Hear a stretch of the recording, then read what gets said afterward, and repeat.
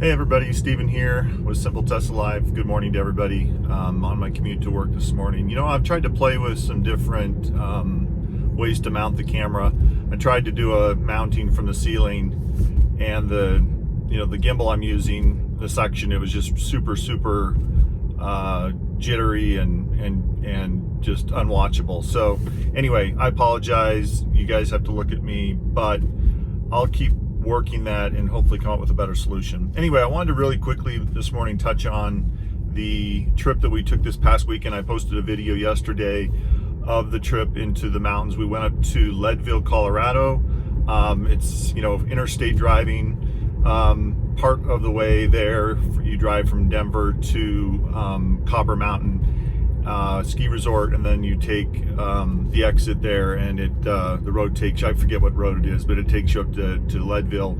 And then we took the Highway 24 from Leadville down to Minturn, and then it comes into Vail and or near Vail, and then we got back on Interstate 70 and came home. So about, I would say, at least 80% of the drive was using the full self-driving enhanced autopilot. And it was honestly just pretty incredible to me. I see a lot of posts on the Facebook forums that I'm on, or Facebook groups that are Tesla Model 3 groups, and many people, I don't know if scoff's the right word, but they don't see the full self-driving as coming or a reality. I see people saying 10 more years. And look, I get it from the standpoint of this concept of, getting your car in your driveway or in your garage and press a button and it just takes you where you want to go 100% with no input, or if you will, oversight, maybe is a better word, because I'll describe my experience, but no oversight from the driver.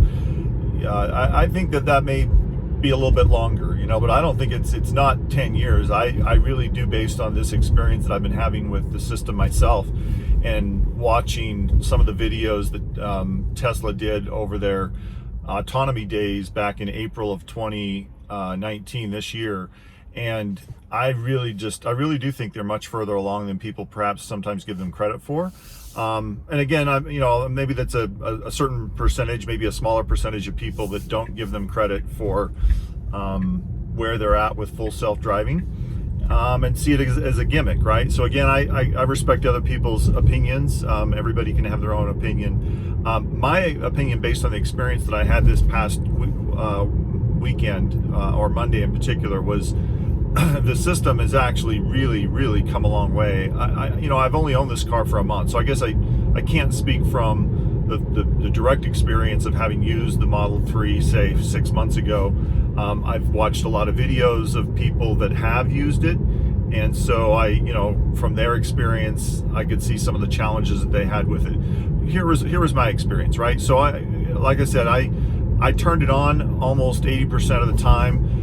Some of that time was on 2-lane divided highways. When we got on the interstate, which is Interstate 470 in Denver, which is a circular interstate that kind of takes us over to takes us over to Interstate 70, turned it on, and again, other than keeping my hands on the wheel, it made decisions about lane changes. It navigated the interstate roads and speed, and navigated around cars. When somebody was slow in the lane, it would say that it needed to turn over into the other lane. I've got it turned on so that it confirms with me lane changes, and I basically approve the lane change, and then it moves over. I could turn that off and it would just make the lane change without my approval.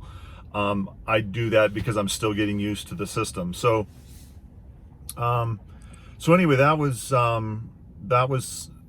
incredible. There was one part of it where there's the interchange where you exit I-470 and you get onto Interstate 70 going west, again into the mountains.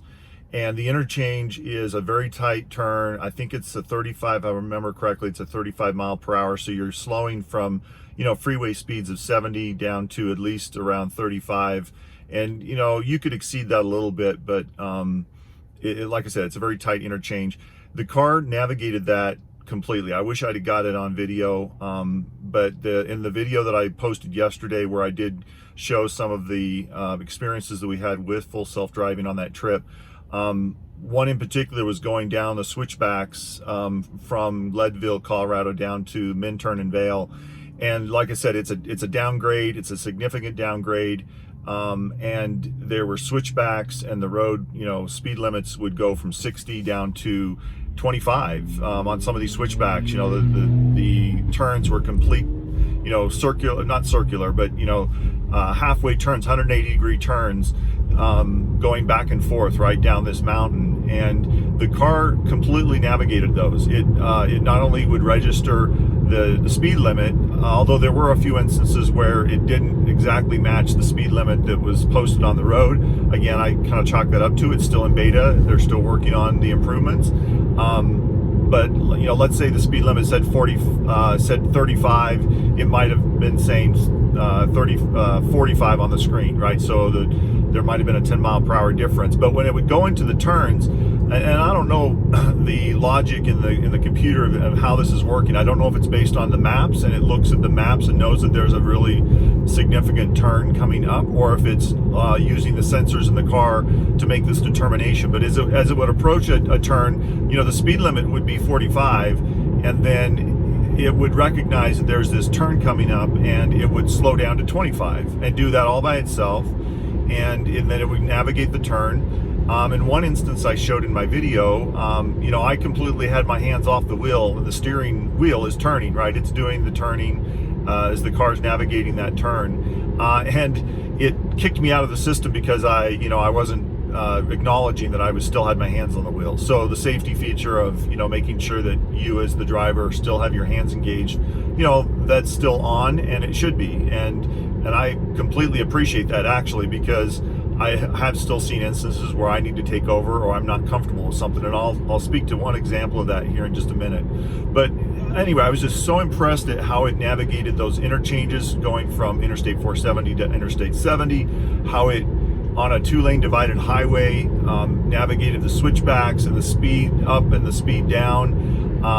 If there were two, I don't know if they're complaints or just basically feedback that I would have for Tesla about the system, is on the 2-lane divided highways and even on the interstate. But I find that sometimes the car hugs the center line a little more closely than I would feel comfortable. I'd prefer, and I know there's probably naturally a sweet spot to this, especially when you're on mountain roads and there could be a drop off.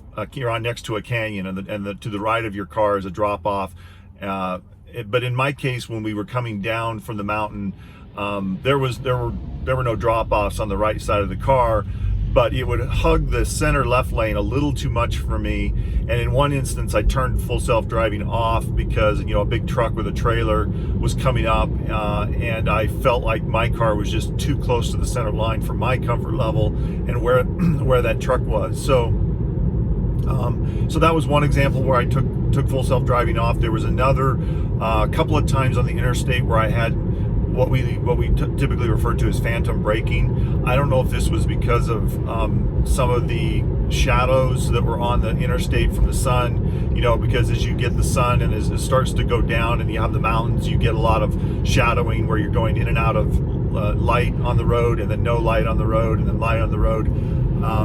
I don't know if that's what triggered it, but there was one instance where the car had no real obstacles in front of it, but it just started to slow down pretty fast, as if it was thinking there was something up there that it needed to slow down for.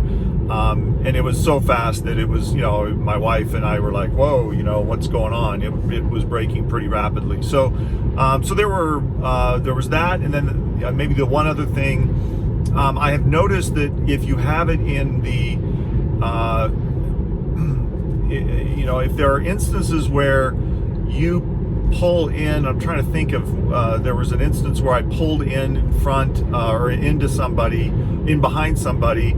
Somebody was behind me, and my car slowed down really rapidly, probably shocking the person behind me. And I felt like there was no danger. The car in front of me wasn't like braking significantly or anything. So there wasn't any danger of necessarily me hitting the car in front of me. And it wasn't like we were super, super tight. I would say there was 2 car lengths between me and the car in front of me. But the car, my car, felt like it needed to slow down really rapidly, and therefore it probably surprised the person behind me. And if I would have been them, I probably would have been, what the heck are you doing?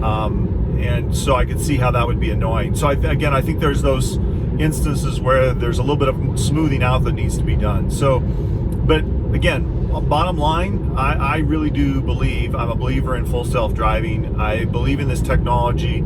I think it's going to come faster than the naysayers say it will. Now, naturally, probably not fast enough for those of us that want it fast. I mean, there's certainly going to be regulatory hurdles, but in that full self-driving autonomy days that Elon and Tesla had last April, I mean, he was asked a question about that, about the timelines to get regulatory approval, and he commented, and again, I'm going off of memory here, but I would encourage you to go watch it. But he commented that 2 things. He said, he was asked what it would take to get regulators to approve it, and he said data. It's going to be showing them the data, and when they see the millions and millions of miles that these cars have driven, because that's Tesla's got that data.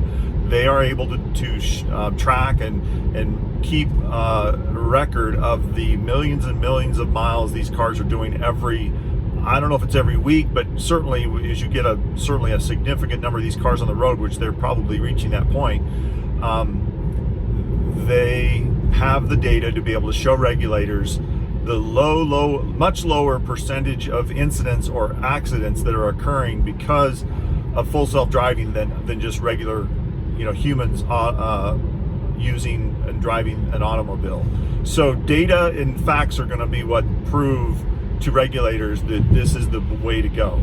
I know the headlines in some of the newspapers and magazines like to sensationalize any accident, and I think there's certainly a jump to judgment on that it's always the car that's at fault. I think that I don't have any data to prove this, but some of the articles I look at and you dig a little deeper into, you find that there were more things going on than perhaps what was insinuated in an article. And so I'm not saying that Tesla cars may never have an accident or may never cause an accident. I think that's probably not the case. But I think that I do believe that this technology is going to, in the long run, it's going to save lives. It's going to show that these systems are so much better than the human, because they can see 360 degrees around the car, all the way around the car. They can see behind you, to the side of you. They have both camera, video, and sensors that can sense things perhaps that the eye can't pick up. Again, will it be perfect for the short term? No, absolutely not. I'm not sure it'll ever be perfect, but it will. Clearly, humans have a lot of problems, right? We have our distractions, things we try to do in the car while we're driving. And look, you can go just look at statistics today and look at the accidents that are caused by humans, and it's just it's a staggering number, and a lot of those, or at least a good number of those, have deaths involved. So data is going to prove the technology, and I think they're getting to that point where they have the amount of data to be able to start showing regulators the value of the technology. So anyway, that's my experience. I hope you enjoyed this video. I'll keep putting these out, and click subscribe and like if you like this video, and we'll talk to you later. Thanks, bye.